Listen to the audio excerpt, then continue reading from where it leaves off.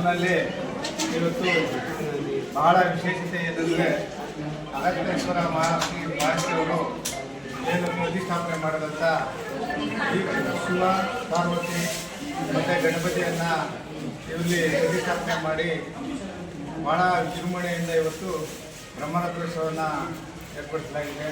ಸುಮಾರು ವರ್ಷಗಳಿಂದ ಈ ಬ್ರಹ್ಮರಥೋತ್ಸವ ನಡ್ಕೊಂಡು ಬರ್ತಾ ಇದೆ.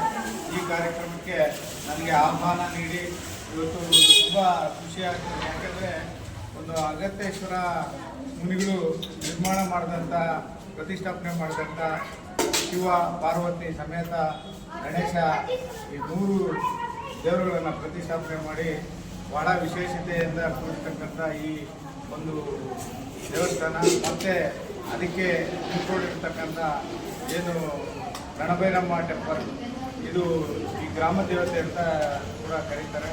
ಭಾಳ ಶಕ್ತಿಶಾಲಿಯಾದಂಥ ಒಂದು ದೇವಸ್ಥಾನ ರಣಭೈರಮ್ಮ ಟೆಂಪಲ್. ಈ ಕಾರ್ಯಕ್ರಮದಲ್ಲಿ ಈ ಬ್ರಹ್ಮರಥೋತ್ಸವವನ್ನು ಒಂದು ಚಾಲನೆ ನಮ್ಮ ಕೈಯಲ್ಲಿ ಮತ್ತು ಎಲ್ಲ ಈ ಟ್ರಸ್ಟ್ನ ವತಿಯಿಂದ ಎಲ್ಲ ಭಕ್ತಾದಿಗಳು ಬಂದು ಸುಮಾರು ಭಕ್ತಾದಿಗಳು ಬಂದು ಒಂದು ಸನ್ನಿಧಿಯಲ್ಲಿ ಇವತ್ತು ಈ ಒಂದು ಬ್ರಹ್ಮರಥೋತ್ಸವ ಯಶಸ್ವಿಯಾಗಿ ನಡೆದಿದೆ.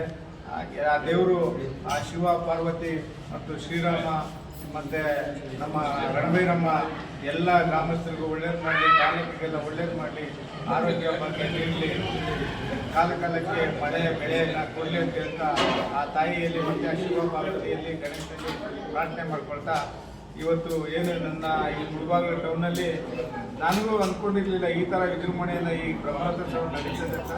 ಇವತ್ತು ಕಣ್ತುಂಬ ನೋಡೋದಕ್ಕೆ ತುಂಬ ಖುಷಿ ಆಗ್ತದೆ.